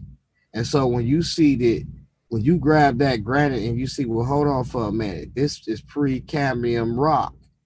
This is 1 million years old, but it still has helium that is retained in it. And we know helium is a snooty and a slippery gas. It leaks. It leaks out of all material. You can't contain it. It doesn't like it leaks. And it leaks at different temperatures at different rates. And the farther you get down to Precambrian, you would have thought it would have leaked out super quick because it's super hot down there. But it's still retained in rock. And so if it's still retained in there, and this is a byproduct from uranium-238, breaking down to lead-206, and remember, uranium and zircon have the same atomic mass. It's 238, so you can't. Let's stop these games. Let's stop these guys. And it gets even deeper when you start to break down these things and start to realize that these niggas been lying all this time. These things have to be tested. You got to look at it, you got to question these things, because there's other scientists that has rose up. And some of them, they're not even some of them are, they're not even Christians. They may be creationists, but they're not Christians. But they still see that there is something wrong within the science community, and people are being blackballed. So y'all can sit there all you want and talk about white people this and white people that, but y'all ain't got no problem when it comes to not thinking that they miseducating you in a certain way. Remember, you're going to get some truth and you're going to get a lie. And that goes back to the tree of life, to the tree of knowledge and good and evil. And for Lex to be saying that these stories are silly, it shows dealing with a lot of reality of what we see in this world today. So they couldn't be that silly, because that make a lot of sense with what we seeing here today. So, and the nigga be lying. That's why he always try to use it. Then have y'all ever noticed that if Lex proclaimed to be the good guy, right? Why does he always use wicked symbols to get about what he's trying to do? Have y'all ever tripped off that? Yeah, man, from day one. From day one. Because like y'all, like that, if that don't move y'all should think like, damn, like if they say that if the Europeans say, well, the devil is red got horns and he's red, why would Lex go and use that symbol? You see what I'm saying? It's like he always take wicked symbols or occultic symbols and use those things. You know what I'm saying? And then the nigga already said, ain't nothing wrong with sucking your own penis. That's not. So like this, but this y'all master teacher though. You know what I'm saying? So what we gonna do is we gonna raise some money for all y'all niggas to get y'all all the Rock Nation. You know Chris gonna be down with that real quick, because nigga already super gay. But yeah, with that being said, man, you know, a lot of these niggas correct their errors. Hey, yo, you know one thing I noticed, man? When you get a lot of these brothers on the edge, man, they come out with these crazy ass what ifs, man. Like they say some more wild shit like if a gnat was to pee on a fly, was that ordained by YHWH or LL Young? You be like, yo, what the fuck are you talking about? They come up with the crazy what ifs, man. You know that when you get them on the edge, well, they always got a crazy far out what if. Yeah, man, because they had no argument. Like, I saw you in the panel. I saw you on the panel. I think that was today. and you was going at him, and I'm like, Madonna be mixing up, he be getting in with it, be trying to dialogue with them, but they so silly, man, with their information. Half of what you say go over their head. That's the first thing. So then they just bust out laughing. I'll be like, he just schooled y'all, but y'all ain't paying no attention to what the man is saying. Because y'all too busy trying not to let the man be heard, or you trying to act like you right when you know you can't refute the information. And so the brother be in denial, man. Yeah, it be in denial. And then you said one thing the other day when they kicked me off the panel, we was on there, you know, they like to kick me off. And you was like, man, if them brothers want to do that, let them have that. And you know what? I had to think about that. And I was like, Madonna, right. Sometimes you got to let them cats have whatever it is they feel like they need in order to survive. Because what they really don't understand, that's exactly what they doing. These cats have real difficulties out here surviving in this real world. And they looking for any and everything to get a leg up to save them. So it's easy for them because they don't have no faith in the Most High, or it's been challenged to a point where they'll run to anybody that say anything that they feel like a helping man. Our people our feet are swift to mischief, and we got itching ears. We ready to listen to anything and everybody and follow anybody anywhere. If we think for even just for a second, it's gonna get you to a point where not just because you want to better your life, just because you want to feel like, you know what I'm saying, you want to feel like, you know, you feel like you deserve something. You know what I'm saying? You feel like you deserve something. Yeah, I think they realize they can't get away from the Most High, man. I think they realize when they fall out of the right hand of the Most High, they fall right into his left hand. Right. You know, exactly. That nigga, right? That nigga Lex, that nigga go and get him a temporary job. So, man, they flew me out to do this and that. Oh, congratulations, my nigga. You finally doing something with yourself. But you know, right. I'm finna go and get up off here, man. Grace and peace to you, brothers, man. Grace and peace to you, man. Shout out to you, man. Appreciate you, Jikon, as always. Thank you, Madonna. Peace to you, man. Appreciate you, brothers, as always. Shout out to you, Shaw. Appreciate you, man. Y'all brothers stay blessed.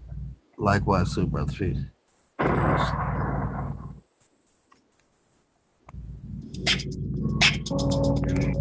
Yeah.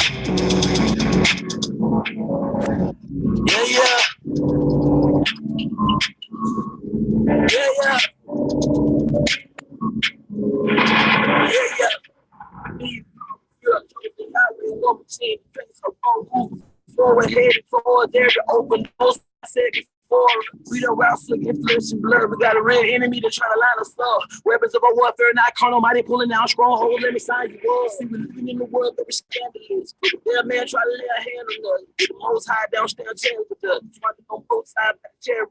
In the spirit, behind the every week, evil entity that's out there trying to interfere with intercession with the purpose of higher learning classes and ancestors. False doctrine get knocked down, and the false prophet get shut down, and they can keep on hating and paying no attention how we came on YouTube and we locked it down.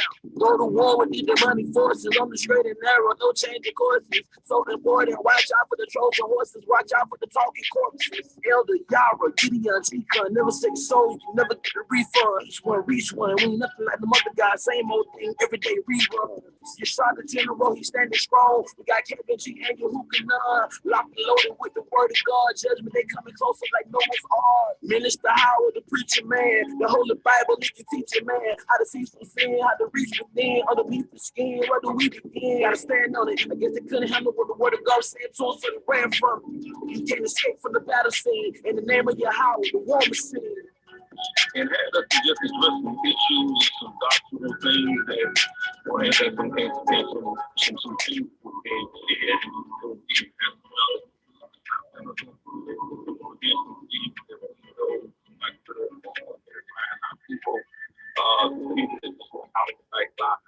a lot of our family all over the world.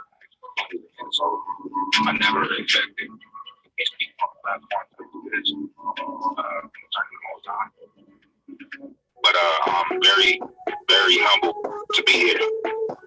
I feel we as black people is missing in the church. It's the Torah. That's all I feel we're missing. This is war. And I wanted some brothers to connect with some brothers who are strong and have warrior spirits and who can move some